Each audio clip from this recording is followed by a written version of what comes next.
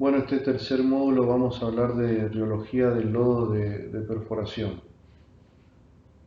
Ya hablamos del sistema de circulación de un taladro, de las propiedades de las arcillas y ahora vamos a hablar de riología. Tabla de contenido de manera general, vamos a definir lo que son las propiedades reológicas de los fluidos, vamos a ver los distintos modelos matemáticos con los que se cuenta en la actualidad y vamos a ver los distintos sistemas de medición disponibles y cómo utilizarlos de manera práctica. Bueno, el padre de la reología se considera Eugene Bingham, quien falleció en el año 1920. Su tratado sobre el estudio de la deformación y el flujo de materia. La reología proviene del griego reo, que es flujo, y logía, estudio. Entonces es el estudio de la relación entre el esfuerzo y la deformación que sufren los materiales capaces de fluir. En este siguiente video vamos a ver un material que es básicamente fécula hidratada, que tiene propiedades muy particulares, ya que dependiendo el esfuerzo de corte o el esfuerzo que se le quiera aplicar, él se comporta más de manera como un fluido o no tanto como un fluido, sino más parecido a un sólido.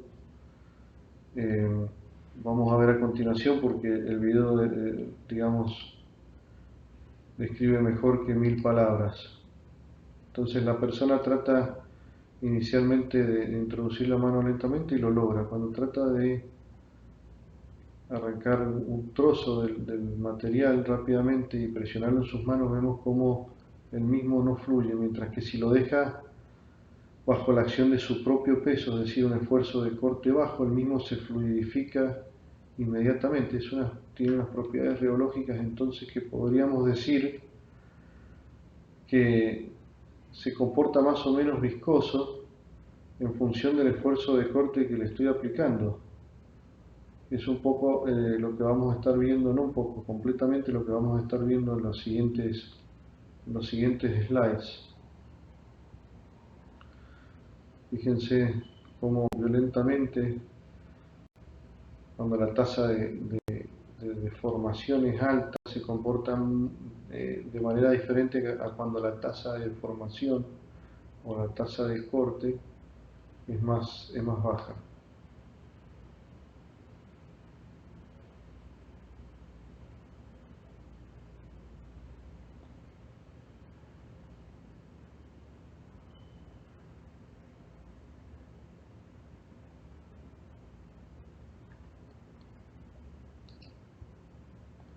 Bueno, hasta ahí el video entonces. Bueno, vamos a hablar de algunos conceptos básicos para poder entender cómo se calculan las propiedades reológicas de los fluidos. Entonces, lo primero que cabe mencionar es que los fluidos no son capaces de resistir esfuerzos de corte, como si lo son los sólidos. Los esfuerzos de corte son las fuerzas aplicadas sobre un área transversal de un sólido dividida por esa área. En el caso de los fluidos, los mismos apenas reciben un esfuerzo de corte, se mueven, es decir, fluyen, se deforman. Para poder aplicar un esfuerzo de corte a un elemento infinitesimal de fluido tenemos que hacer algunas suposiciones. Entonces vamos a comenzar con un cubo de fluido colocado entre dos placas y vamos a definir condiciones de fronteras, que son: la placa superior es una placa móvil que se mueve por efecto de una aplicación de una fuerza, como está mostrado aquí con esta flecha azul, y la placa inferior es una placa fija. Se tiene un origen de coordenadas para el eje Y y el eje X. Estas dos placas se encuentran distanciadas a una distancia que se mantiene constante a lo largo del análisis, que es igual a delta Y. El origen de coordenadas se fija en este punto, que es este vértice inferior del elemento de fluido que se encuentra sobre la placa fija. Aquí ya se muestra el elemento infinitesimal de fluido deformado bajo la acción de una fuerza. Pero en la condición inicial de reposo esto tenía una forma de cubito que coincidía, digamos, con el origen de coordenadas que se muestra en este gráfico de perfil de velocidades.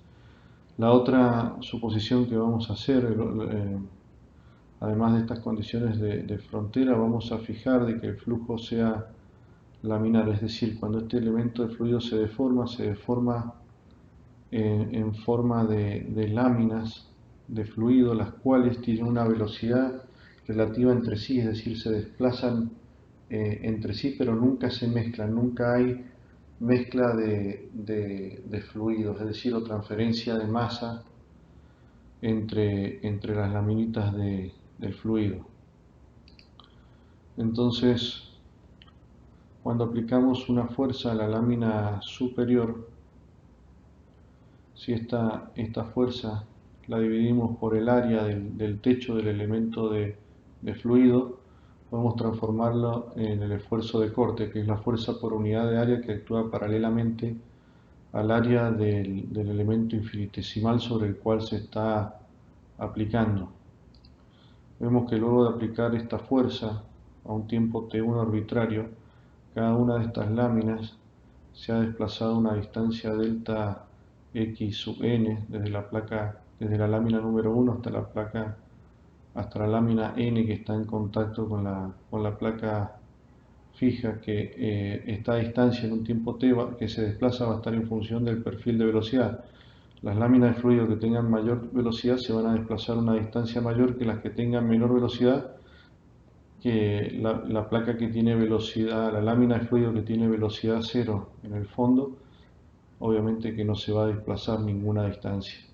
Si llamamos a la deformación por esfuerzo de corte gamma sub n, que es igual al desplazamiento que ha sufrido cada una de las láminas de fluido que está en función de la posición, como vimos el origen de coordenadas está aquí abajo, que el desplazamiento de estas láminas de fluido inicia en cero y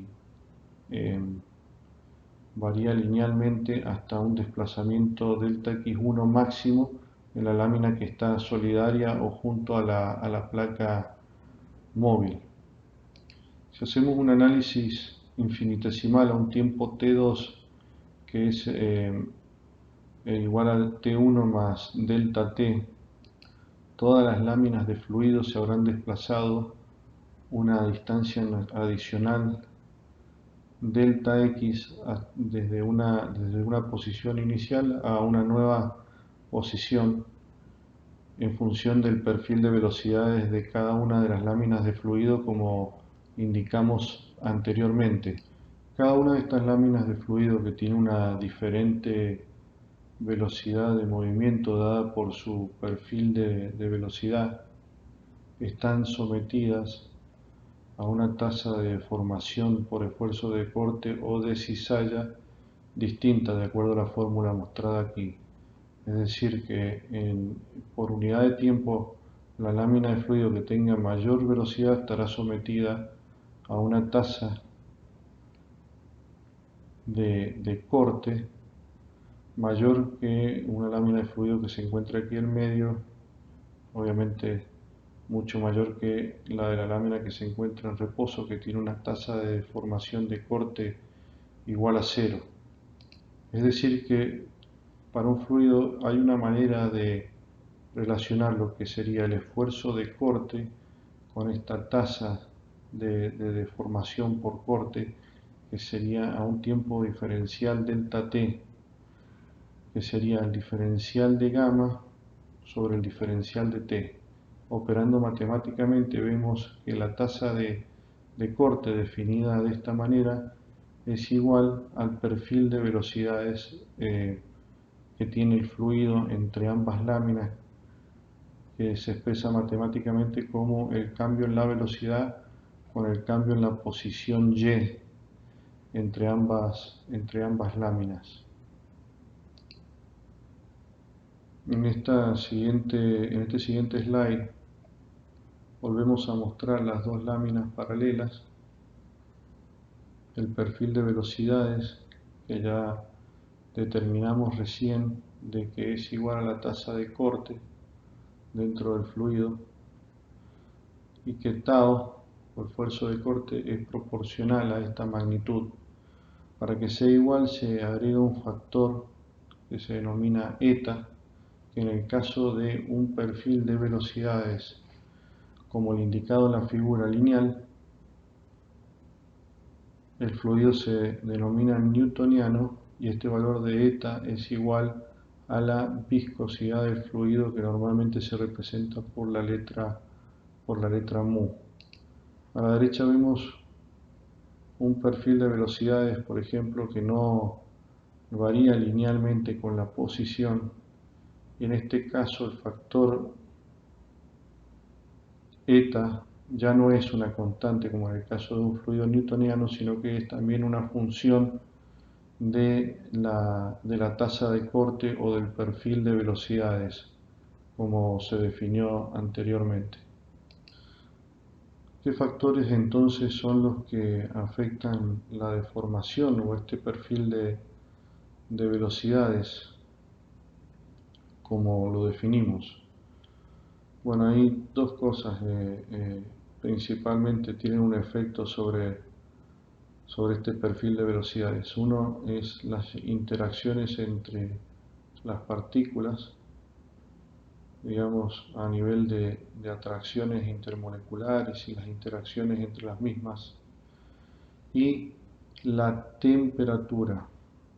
La temperatura tiene un fuerte efecto en el comportamiento reológico de un fluido.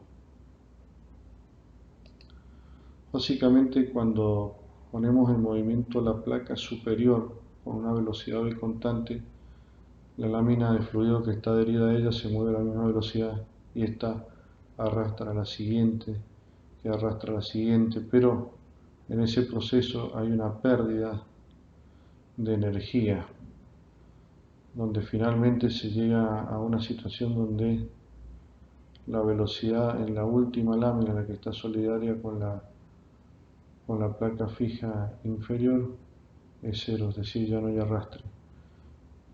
Entonces, digamos que la viscosidad del fluido da una idea de cómo se va disipando esa energía a medida que nos vamos moviendo dentro del fluido, de este elemento infinitesimal del fluido, desde la placa móvil hacia la placa fija.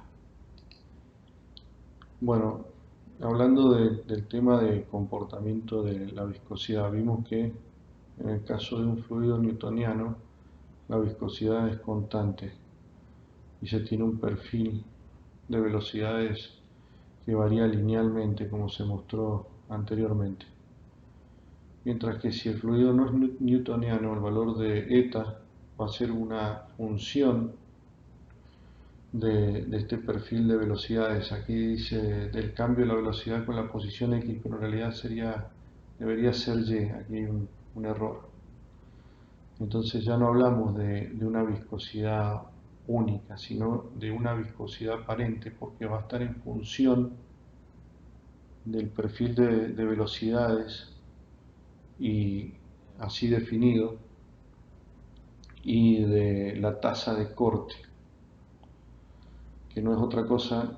Este gamma con este puntito encima es la tasa de corte, que está en función del perfil de velocidades, que es el cambio de V con la posición.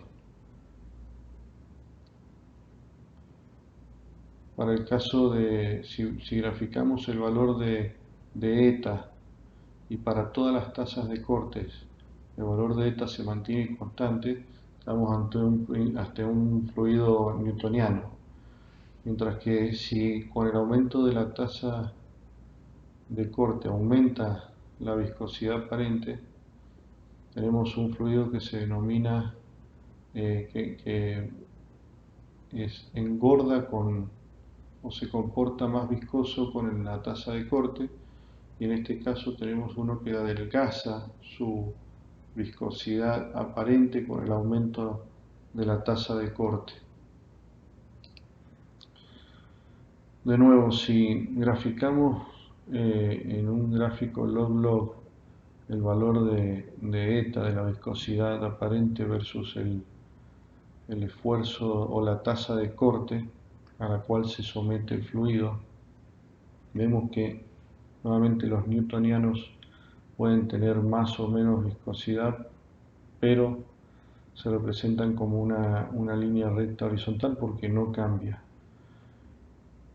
En cambio, para los fluidos no newtonianos, por ejemplo los que tienen un comportamiento de adelgazamiento de la viscosidad con el aumento de la tasa de corte, podemos ver que tienen comportamientos que varían según el régimen de tasa de corte al cual se lo somete. A bajas tasas de corte, por ejemplo, se comportan como un newtoniano donde la viscosidad aparente permanece relativamente constante. Después tenemos una zona donde se comportan de una forma lineal el cambio, si lo viéramos en un gráfico normal, no en uno logarítmico, y después se comportan de manera logarítmica, que es la región lineal de este gráfico log-log, es decir, y donde la viscosidad aparente se reduce notoriamente con el aumento en la tasa de corte.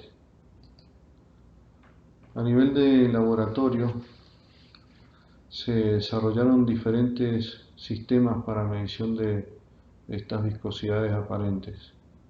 Muchos de ellos que se muestran aquí en la figura 1 a 4 tienen formas muy extrañas y son principios capilares, ¿no? Oswald Capillari, Uwe Lochte, Cannon-Fensk, Willon. Y básicamente el principio de medición es colocar una cantidad de fluido medida y dejarla que escurra por acción propia de la gravedad.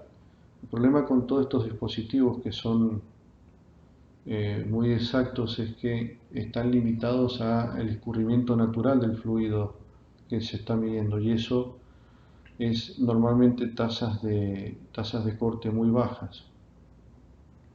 Pero en general el principio de medición se basa en obtener una viscosidad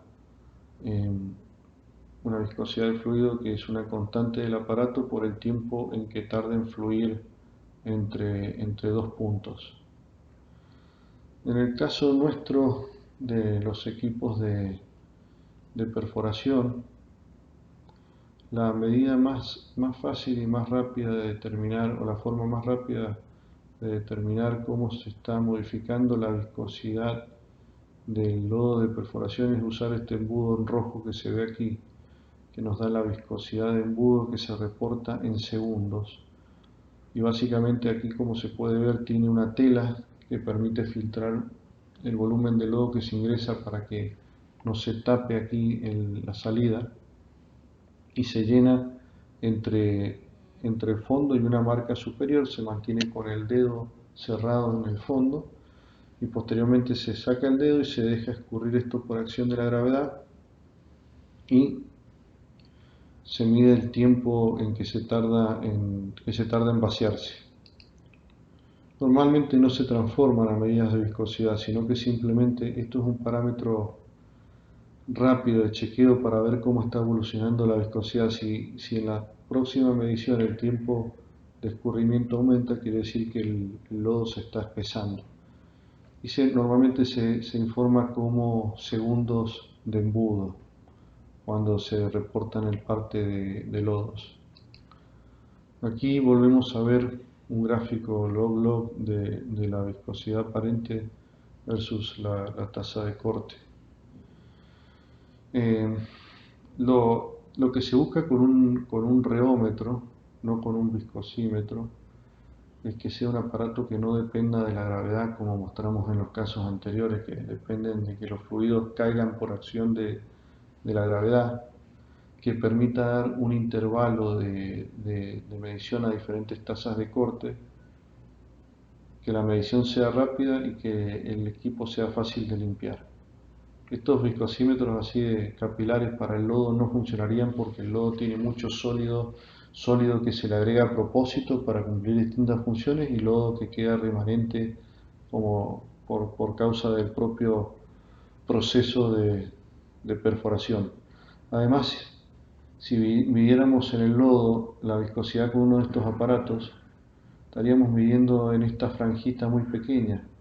Y aquí este gráfico lo que intenta demostrar es que distintos tipos de lodos con comportamientos de su viscosidad aparente bastante diferentes entre sí pueden medir lo mismo en torno a un cierto valor de tasa de corte y en las inmediaciones también, pero a medida que nos apartamos de ese sitio, las diferencias empiezan a ser muy grandes, hacia tasas de corte bajas o hacia tasas de corte cada vez más altas. Las diferencias entre los distintos sistemas se acentúan cada vez más. Es decir, por eso es necesario para una completa caracterización rheológica de un fluido hacer mediciones de la viscosidad aparente en un rango bien amplio, lo más amplio posible de tasas de corte, siempre reportando cuál es la temperatura a la cual se realiza, que sabemos que es el otro factor que tiene una gran influencia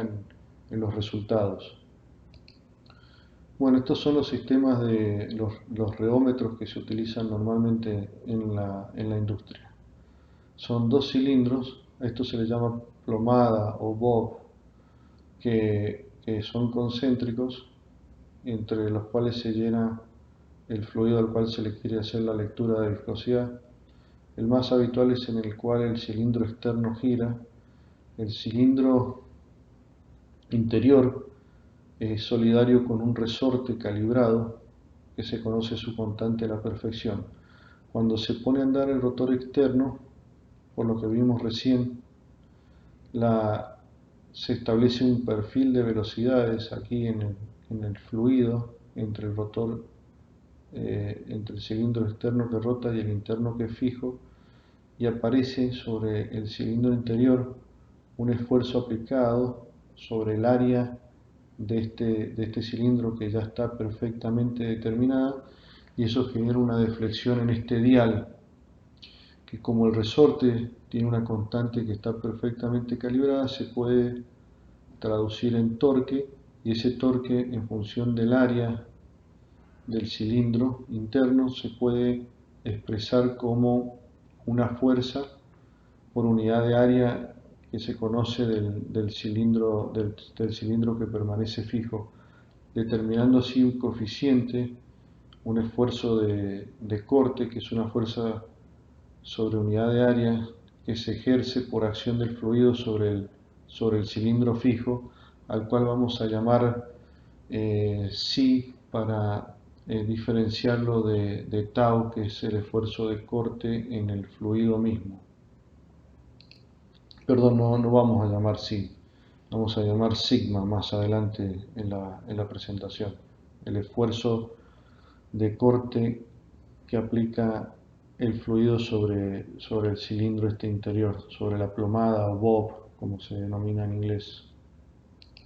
Entonces aquí tenemos las lecturas graficadas que se obtienen con este tipo de viscosímetro o rheómetro rotacional. La industria ya tiene estandarizadas las velocidades rotacionales a las cuales se deben medir las deflexiones en el cilindro estacionario, y son 600, 300, 200, 100, 6 y 3 RPM, y esta es la tasa de corte. Con el valor medido de deflexión en el dial, a través de esta forma se puede determinar la tasa de corte, que como sabemos es el cambio de la velocidad con la posición, es decir, que tiene unidades de segundo a la -1, y con el valor medido de esfuerzo de corte, pero como dijimos, no es el esfuerzo de corte en el fluido, sino que eso, el aplicado sobre el cilindro, que está solidario con el resorte. Aplicando esta fórmula de conversión se lo puede transformar en esfuerzo de corte aplicado al fluido.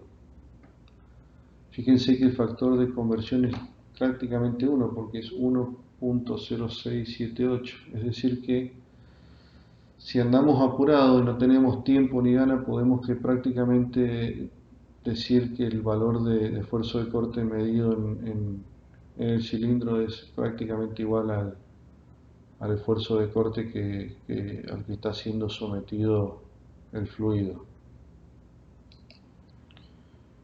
Bueno, aquí vamos a mostrar distintos tipos de fluidos que existen en función de cómo se comporta el esfuerzo de corte a distintas tasas de corte. Tenemos en principio los que ya vimos, los newtonianos, que el esfuerzo de corte es proporcional a la tasa de corte y la pendiente está determinada por un valor que se denomina la viscosidad del fluido.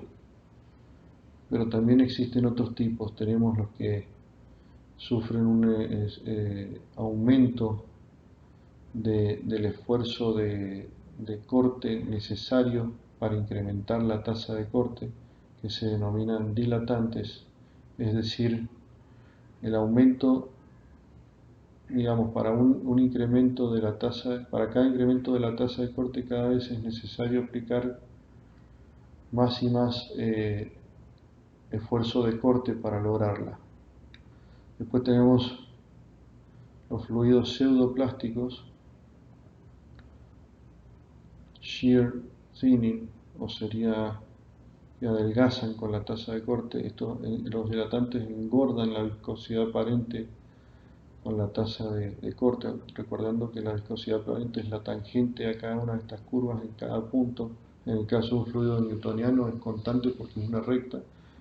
En el caso de una curva como esta, la tangente a cada uno de los puntos de la curva nos estaría dando la viscosidad aparente. Entonces aquí la viscosidad aparente vemos que la pendiente de la curva es cada vez mayor, aumenta, y aquí en el pseudoplástico la viscosidad aparente va disminuyendo. Y después tenemos un tipo de fluido que son un modelo reológico que se utiliza mucho, que son los fluidos plásticos o tipo Bingham. En realidad hay un grupo de fluidos que se comportan así, entre los cuales están los nodos de perforación, los cuales tienen un rango de viscosidad aparente constante a lo largo de la mayoría de las tasas de corte. Vamos a ver posteriormente que esto no es tan así, pero lo más interesante es que estos fluidos necesitan de un esfuerzo inicial para comenzar a fluir, porque no llegan al origen de coordenadas, sino que interceptan a la ordenada en un valor que vamos a ver más adelante, se llama punto sedente o yield point, y es el esfuerzo que hace falta aplicar para que el fluido comience a andar, comience a rodar. Y bueno, para describir cada uno de estos fluidos, estos serían, digamos, comportamientos reportados con un reómetro. Existen distintos modelos. Entonces está el modelo newtoniano, que es el más sencillo de todos, una viscosidad siempre constante. Existe un modelo de potencia donde la viscosidad aparente arranca grande y luego se va disminuyendo a medida que aplicamos cada vez más tasa de corte. Después tenemos los Bingham, que son modelos de Bingham para fluidos plásticos, los cuales tienen esa característica que mencionamos hace un rato, de tener una viscosidad aparente constante, pero sobre todo tener un punto inicial de cedencia. Y después tenemos un modelo de potencia que considera que el fluido tiene un punto sedente, que es el modelo de Herschel y Bulkley, o Bulkley, no sé cómo se pronuncia bien, donde en vez de ser el modelo de potencia que llega al origen de coordenadas, ha sido modificado para que tenga un efecto similar al que acabamos de hablar de los fluidos plásticos. Entonces estos son algunos modelos que existen muchísimos más, pero estos son los más comunes.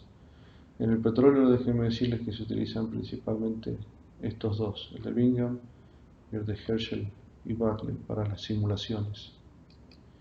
Bueno, aquí vamos a dar un ejemplo ilustrativo con unas lechadas de cemento a la cual se le agregan distintos porcentajes de un acrílico super plasticizer, se llama.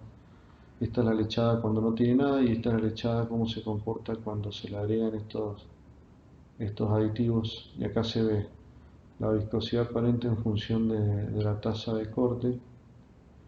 Vemos que la lechada sin ningún aditivo tiene un rango enorme de viscosidades aparentes en todo el rango de tasas de corte donde se piensa que puede llegar a ser bombeada. Recordemos que la tasa de corte la va a dar la velocidad con que está circulando el fluido en cada tramo del circuito.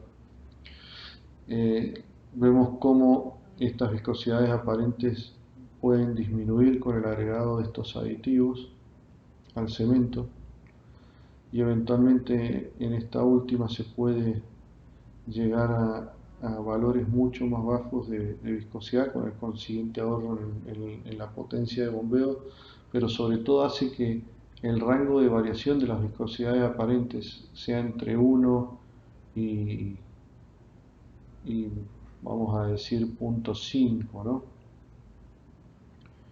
¿no? No tan violento como antes del agregado del aditivo. Esto es un ejemplo de cómo se pueden modificar las propiedades reológicas por el agregado de ciertos productos a una lechada. En este caso es una lechada también que tiene partículas de silicio o de sílica de 700 nanómetros y aquí tenemos básicamente lo que sería un modelo de potencia donde se está graficando en un reómetro cuál es el esfuerzo de corte versus la tasa de corte con un cierto modelo de potencia como vimos recién, donde la tasa de corte está elevada a un exponente 0.63 y vemos que si hacemos la medición de los datos reales hay un muy buen match hasta un cierto punto donde empieza a haber una discrepancia, una separación bastante importante, ¿no? Quiere decir que aquí empiezan a ocurrir algunos fenómenos de esfuerzos de corte adicional por incursiones temporarias dentro de un régimen de oclusión o de interferencia de las partículas de sílice que están generando estos problemas y vemos que si usáramos el modelo en algunas tasas de corte podríamos incurrir incluso en errores bastante grandes entre el modelo y los valores reales de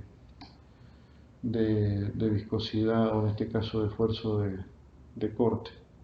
De ahí la importancia de medir las viscosidades en el intervalo completo de las tasas de corte a las cuales se intuye que se va a estar sometiendo al fluido.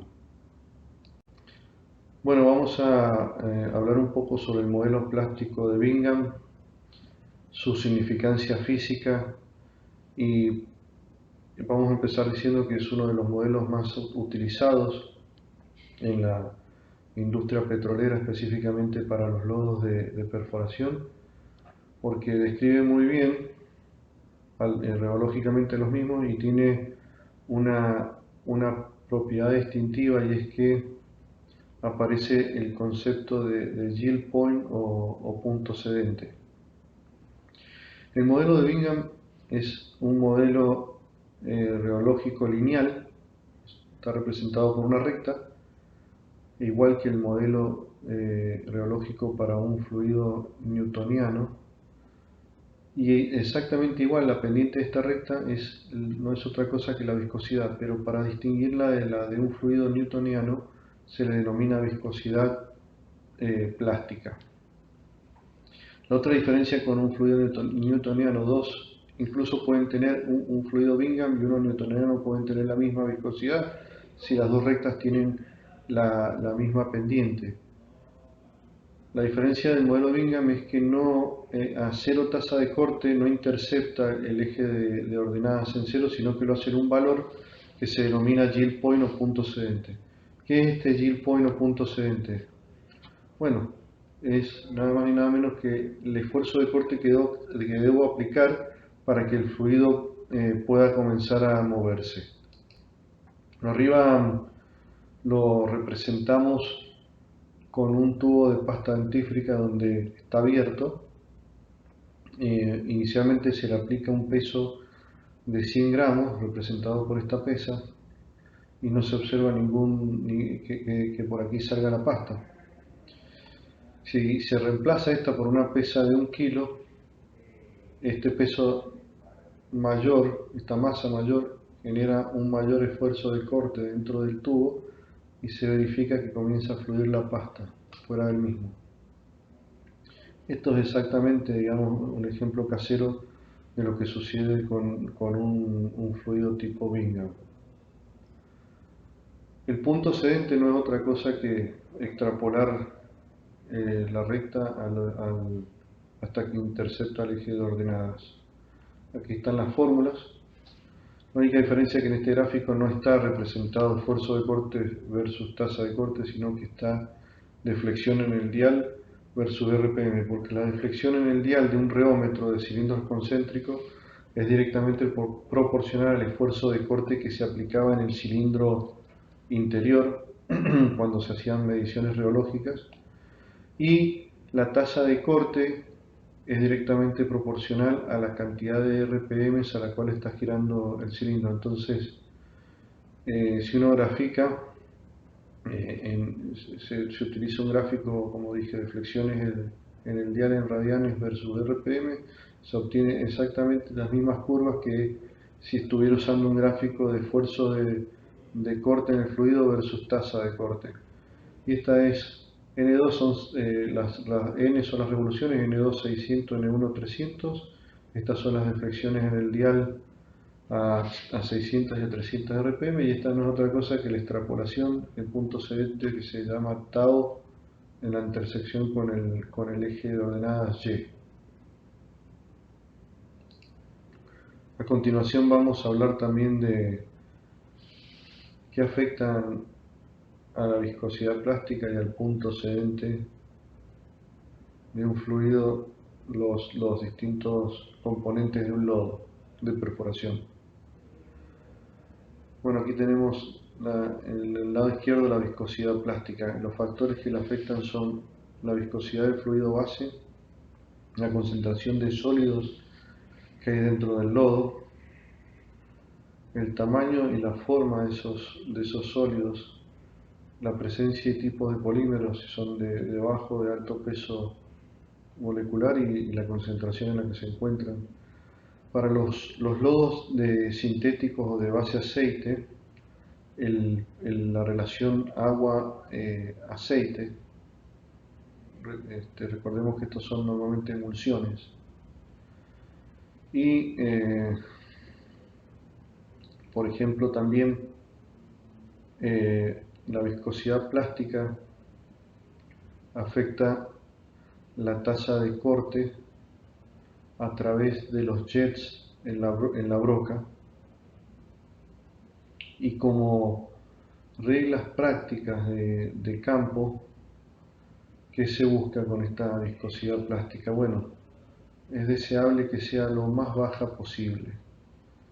Y en el caso de fluidos base agua, si la densidad de fluido se expresa en libras por galón, y digamos que el fluido tiene 12 libras por galón, hay una regla de campo que dice que esta densidad en libras por galón multiplicada por 2, la viscosidad plástica no debe ser mayor a este número obtenido, expresado en centipoise. Es decir, un fluido de 12 libras por galón, idealmente la viscosidad plástica no debiera superar 24 centipoise y ser en lo posible inferior a este límite.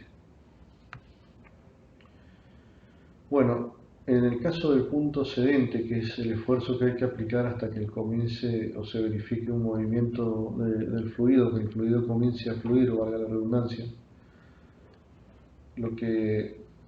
los factores que lo afectan son las fuerzas electroquímicas, propiedades superficiales de los sólidos.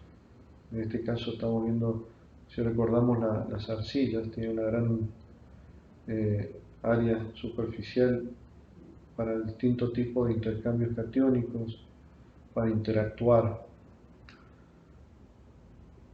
y también están cargadas eléctricamente.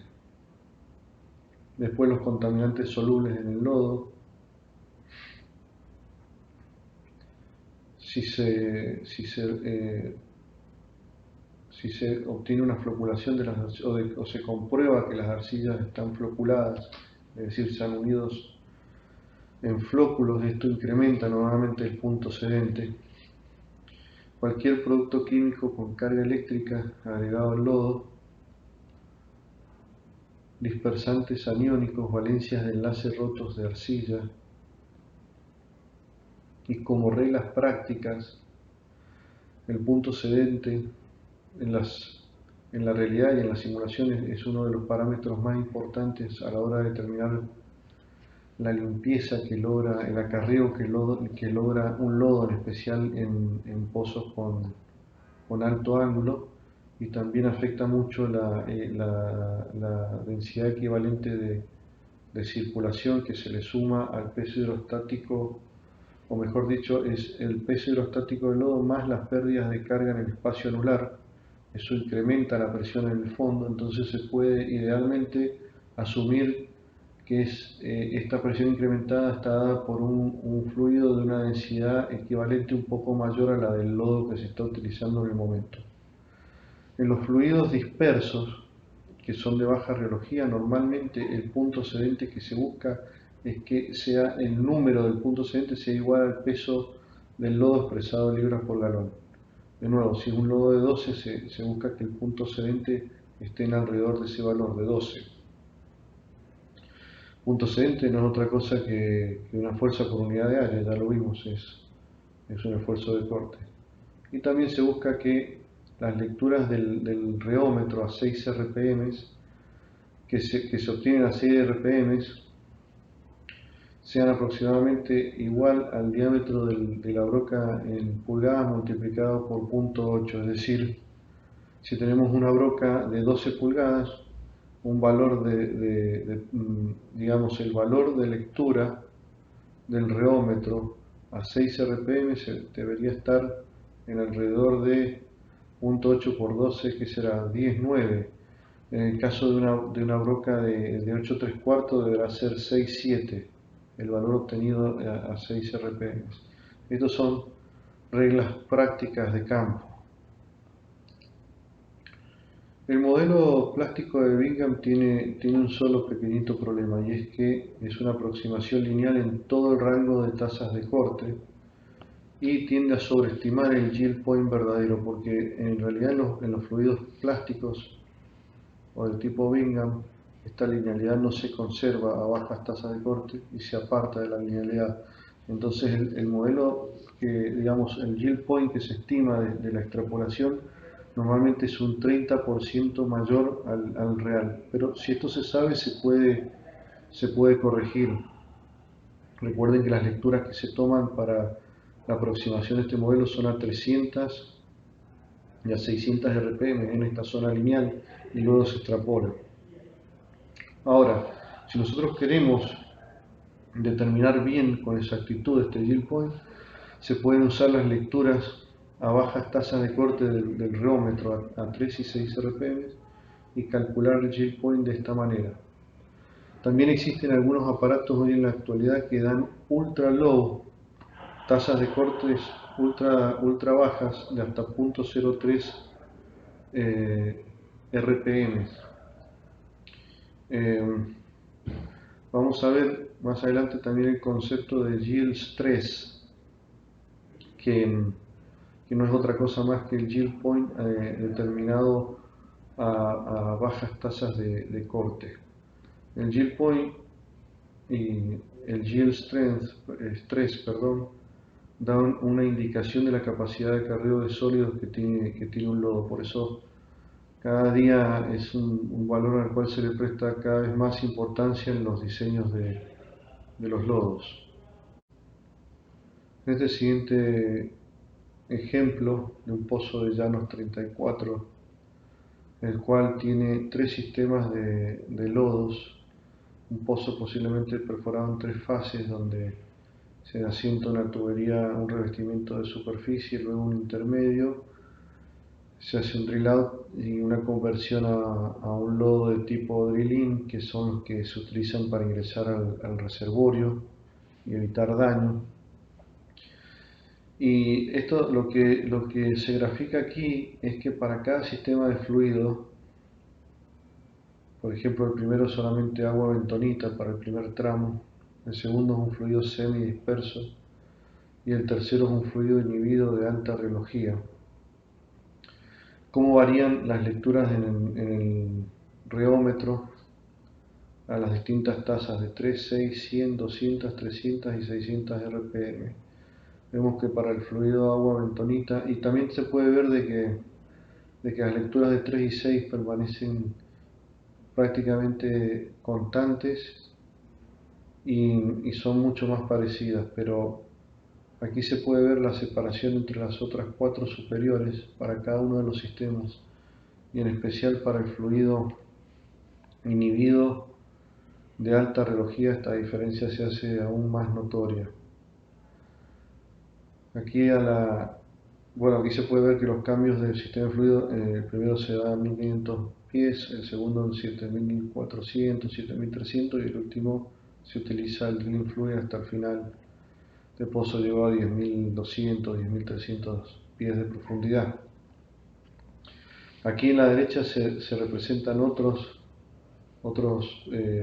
valores reológicos, que son el yield stress, que ya lo definimos que es el yield point, pero medido a ultra bajas o a muy bajas tasas de corte. El yield point, como se determina normalmente del modelo de Bingham, más alguna corrección que sabemos que es alrededor del 30% por efecto de la no linealidad que sufre hacia el final, hacia bajas tasas de corte, y la viscosidad plástica como se calcula también de los valores que arroja el reómetro. También se grafican con la profundidad y para cada uno de los distintos sistemas de fluidos. En este siguiente ejemplo vamos a hablar de otro modelo reológico, que es la ley de potencia y la ley de potencia modificada. La ley de potencia se utiliza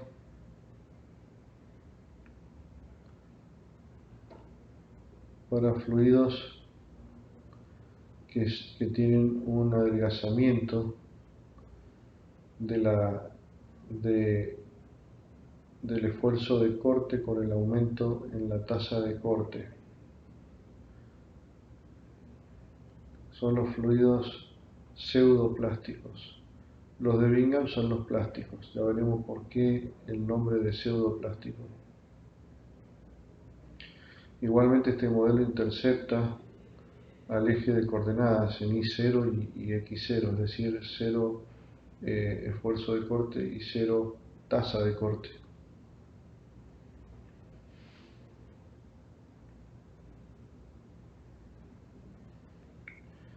El mismo tiene esta expresión matemática donde el esfuerzo de corte es igual a un índice de consistencia que se calcula con la fórmula que figura aquí y la lectura del reómetro a 300 RPM por la tasa de corte elevado a un índice, a un exponente, que se calcula de esta manera que figura acá. Este exponente n, es decir, esto nos da igual que todos los modelos, el esfuerzo de corte a las distintas tasas de corte. Este exponente n normalmente se encuentra alrededor de 0.5. y es menor a 1, porque si este exponente se hace igual a 1, obtenemos un modelo de Bingham, que es el modelo plástico, por eso se denomina pseudoplástico. Ahora, vimos que este modelo también arranca del origen de coordenadas. Si queremos que represente de alguna manera el punto de excedencia, está la ley de potencia modificada, donde se agrega un punto de excedencia tau sub 0, de similar manera como se lo hacía para el caso del modelo de Bingham. Y de nuevo acá tenemos todos los modelos, el newtoniano, el de potencia que acabamos de ver, pero no es el modificado. Después tenemos la ley de potencia modificada, que es la de Herschel and Buckley, es esta misma. Ellos se dieron cuenta que esta ley de potencia tenía ese defecto. Y el modelo plástico de Bingham, que sabemos que aquí sobreestima el yield point, que es lo que trata de corregir el modelo de Herschel y Buckley. Después aquí se ve, digamos, distintos modelos, cómo correlacionan con datos experimentales, que están representados por las cruces o los signos más. Vemos que, por ejemplo, para esos datos experimentales, si utilizamos el modelo de Bingham lineal, existe un buen ajuste para velocidades o gradientes de cortes de 15 en adelante. Después hay un periodo entre 15 y 2 o 3 de tasa de corte, perdón, no gradiente de corte, tasa de corte, donde el modelo no ajusta muy bien, que digamos, y después para muy bajas tasas de corte directamente el ajuste es muy malo. Después podemos usar, por ejemplo, el modelo de potencia, representado aquí por una línea verde. El de Bingham es el azul, el lineal, perdón. Donde vemos que tenemos un muy buen ajuste a bajas tasas de corte, pero luego ese ajuste hay una dispersión, digamos, una desviación estándar muy grande, y recién vuelve a haber una desviación estándar mucho más pequeña, una correlación mucho mejor, pero a partir de 20, 22. Es decir, tampoco este modelo sirve para todo el rango de tasas de corte, lo mismo que en el modelo de Bingham. Pero el modelo de Bingham, digamos que de última no ajusta bien a bajas tasas de corte, pero lo que es el resto tiene menor desviación estándar que el de potencia, para tasas de corte de 10 o más. Finalmente existen modelos que hacen ajustes mucho más precisos, como un modelo fraccional derivativo como el que se muestra aquí, que es capaz de ajustar a la reología con mucha menor desviación estándar que los otros dos modelos. Bueno, en este siguiente slide lo que tenemos son los distintos otros modelos reológicos, hay cientos, y para qué tipo de fluidos se utilizan.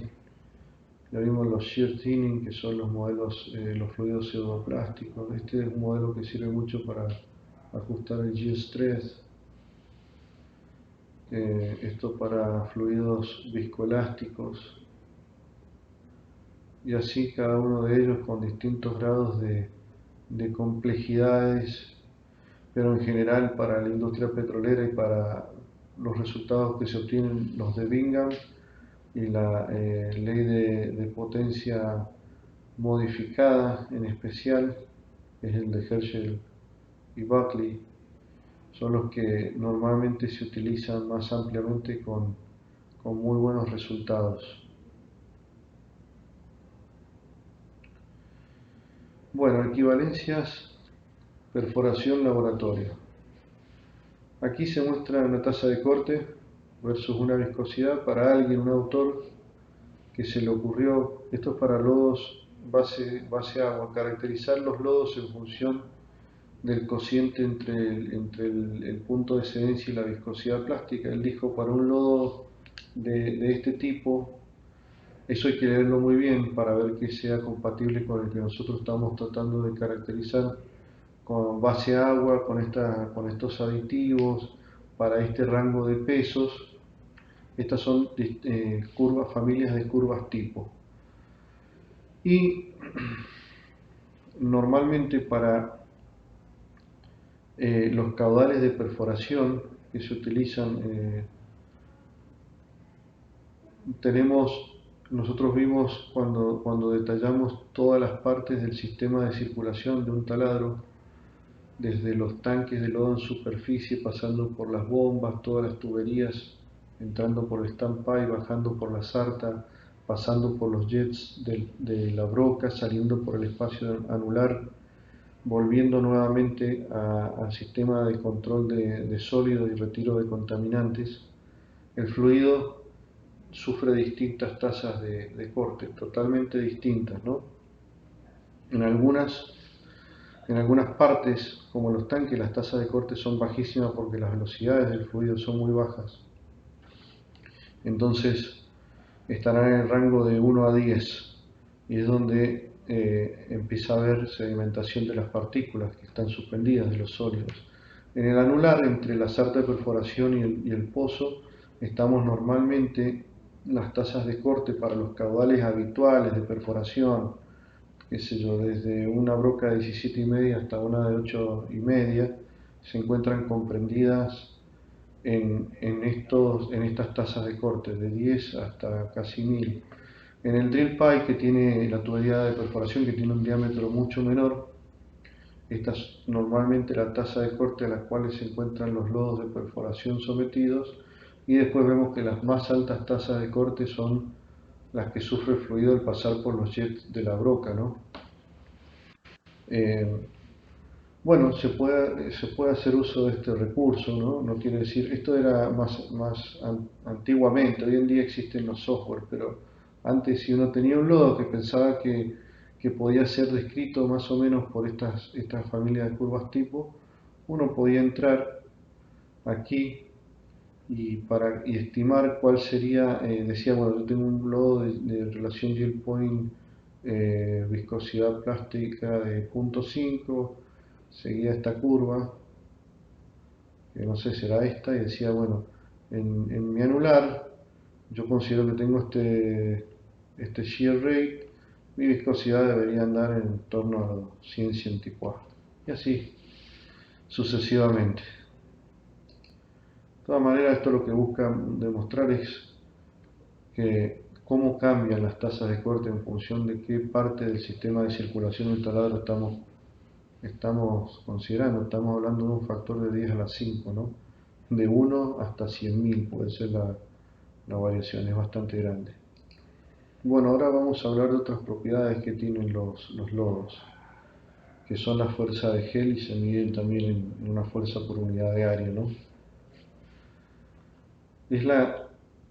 Esta fuerza de gel es la que se genera cuando el lodo deja de fluir, se paran las bombas y se empieza a formar una estructura de gel dentro del fluido, que de alguna manera es deseable porque cuando el lodo no está en movimiento, esta estructura de gelificación que se empieza a armar ayuda a mantener los sólidos que han sido perforados en suspensión.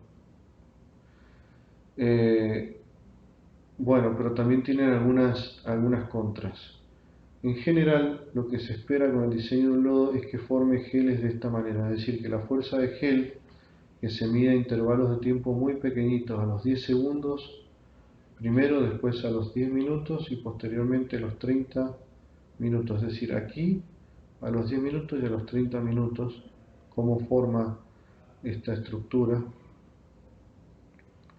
Eh, lo deseable es de que no sea un aumento demasiado significativo respecto de los geles iniciales, que son los geles instantáneos, que son los que se forman a los 10 segundos, y los geles a los 30 minutos no tengan valores de fuerza tan sideralmente diferentes. Esto, por ejemplo, es un gel progresivo, que se denomina progresivo, donde se ve que el gel instantáneo a los 10 segundos versus el gel a los 30 tiene una diferencia del orden de 6 veces.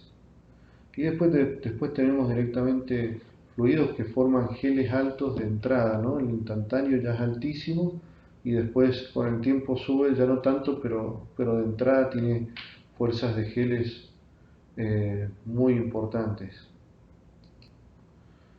Volviendo a retomar esto con el tema de medición a ultra baja tasa de corte, es ahí donde se miden los geles, a las tasas de corte más bajitas. Y vemos que tienen unidades, las fuerzas de geles tienen unidades de fuerza por unidad de área, es decir, es un esfuerzo de corte también. Y como mencioné, para determinar bien los geles se debe hacer a tasas de corte muy bajas, en lo posible de 1, 2 RPM, y si se cuenta con dispositivos de ultra baja velocidad de corte, como mostramos anteriormente, mejor aún. A muy bajas tasas de corte es cuando se mide bien la fuerza de gel, como dije, a los 10 segundos inmediatamente luego de dejar de agitar un fluido, y después posteriormente a los 10 y a los 30, y esos son los valores que se reportan en el laboratorio de lodos. Aquí vemos un gráfico de la presión de bombeo versus el tiempo. En el caso de, por ejemplo, nosotros hablamos que en el caso de un fluido que tenga punto de excedencia inicial, un fluido de tipo plástico o Bingham, la presión inicial se gasta en el esfuerzo de corte que es necesario para que el fluido comience a moverse.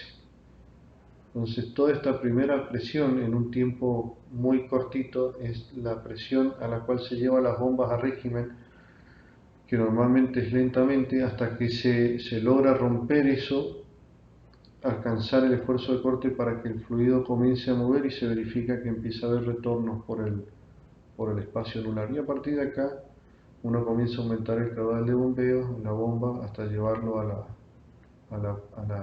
caudal en la cual va a trabajar esa parada. En el caso que el lodo desarrolle fuerzas de geles muy grandes, esta presión inicial se gasta primero en romper esa estructura de gel, y puede ser una presión considerablemente mayor a la que hubiese hecho falta para simplemente llegar al punto de excedencia. Que aquí se ha hecho esta flecha para decir que este punto correspondería al punto de excedencia en el caso de que el fluido no desarrollara esfuerzos de geles, o se lo volviese a poner en marcha antes de que los desarrollara. Entonces, esta presión aquí puede ser considerablemente alta, y cuando las fuerzas de geles o los geles que se desarrollan son muy poderosos, al inicio de los bombeos se puede exceder la presión máxima de fondo y se puede inducir pérdida, fracturar la formación. Es un efecto muy indeseable. Por eso lo que se trata es de que los geles sean de este tipo, bajos, lo más bajos posible, y que no sean superiores o que sean muy poquito por encima del punto de excedencia. Nosotros dijimos que el punto de excedencia, si el peso del lodo era 12, o el punto excedente, debería ser de 12, que esa era la regla práctica. Acá vemos que es más o menos lo que se obtiene progresivamente por la formación de los geles. Pero en este otro caso, si el lodo fuera de densidad 12 y este fuese, por esa regla de campo práctica, el punto de excedencia, vemos que a los 30 minutos tendría 60, es decir, 5 veces más, es lo que se representa aquí. 5 veces más presión solo para romper los geles, que si solo hubiésemos tenido que lograr el esfuerzo de corte para alcanzar el punto de excedencia. Bueno, y aquí tenemos la presión hidrostática de fondo ejercida por el fluido y vemos cómo esta presión adicional que está aquí es por efecto del caudal y de las pérdidas de carga en el anular, y obviamente que aumenta a medida que aumenta el caudal de líquido, el caudal que bombeamos en el pozo. En este siguiente slide, aquí se muestra en escala logarítmica viscosidad y aquí en escala logarítmica la tasa de corte.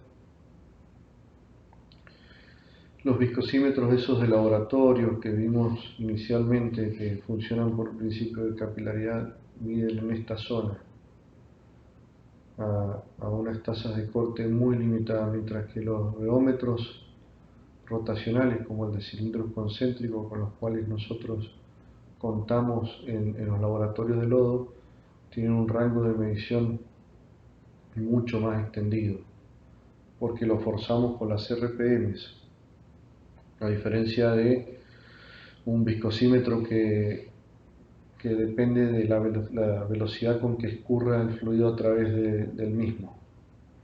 Esto, asumir leyendo o midiendo en este tramo cómo va a ser el comportamiento del resto de la curva es un peligro, porque no sabemos si va a tener un comportamiento como el que se muestra aquí.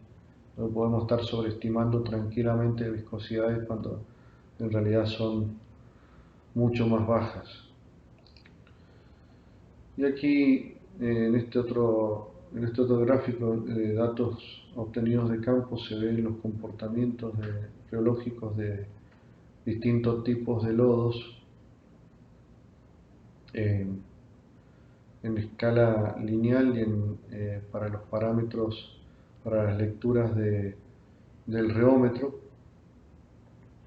Para un lodo de tipo mezcla de hidróxidos metálicos, un lodo inhibido no disperso, un lodo de base agua de high performance, de alto desempeño, un lodo no inhibido disperso y un lodo inhibido disperso.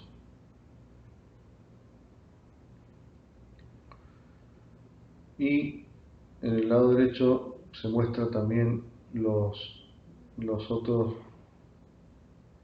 factores reológicos, como son la viscosidad plástica, el yield point y el yield stress para los mismos sistemas de fluido. Eso simplemente para mostrar la variación que puede haber de los parámetros en función de qué sistema de lodo estemos eligiendo nosotros. En el caso dijimos que uno de los parámetros más importantes que se utilizaban en la actualidad para determinar el porcentaje de limpieza efectiva y de acarreamiento de sólidos que tiene un lodo, en especial en pozos de alto ángulo u horizontales, es este yield strength, que es el punto de excedencia medido a muy bajas tasas de corte. Entonces, en la medida que este yield strength stress se mejora, podemos tener, en el caso de pozos con alta desviación, podemos pasar de una situación como esta, donde tenemos camas de sólidos depositados en el fondo, a este otro caso donde el acarreo es un poco mayor y se mueve, las partículas se mueven saltando de las crestas a los valles de las dunas, y estas dunas progresan como progresan las dunas en el desierto, a una situación donde tenemos todos los sólidos, la mayoría de los sólidos en suspensión. Esto se logra solo por un aumento en el yield stress, acá está mal escrito, de este parámetro del lodo medido a bajas tasas de corte. Bueno, esto es un resumen de distintas fórmulas para limpiezas de pozo. Y no vamos a entrar en detalle, simplemente que están aquí por referencia. Y como conclusiones de toda esta presentación, podemos decir que en líneas generales el comportamiento y las propiedades reológicas de un fluido no es algo que pueda describirse midiendo estas mismas propiedades a una sola tasa de corte, y no son válidos los resultados para cualquier temperatura. Los software que hay disponibles de simulación de fluido no son lo suficientemente confiables para describir la reología del lodo en función de la composición del fluido. El mejor ajuste se obtiene midiendo en un reómetro las tasas de corte y temperaturas a las que se considera que estará sometido el fluido, es decir, hacer experimentación en laboratorio lo más cercano posible a la realidad que voy a estar enfrentando. Y si bien existen modelos reológicos que se ajustan a diferentes situaciones, ninguno de los modelos describe con absoluta precisión la reología en todo el espectro de tasas de corte que se presentan en un equipo de perforación en todo el circuito, como mostramos recién. Estas pueden ir desde 1 hasta 100.000, es decir, es bastante amplio el espectro. Y bueno, con esto concluyo el tercer módulo. Muchas gracias.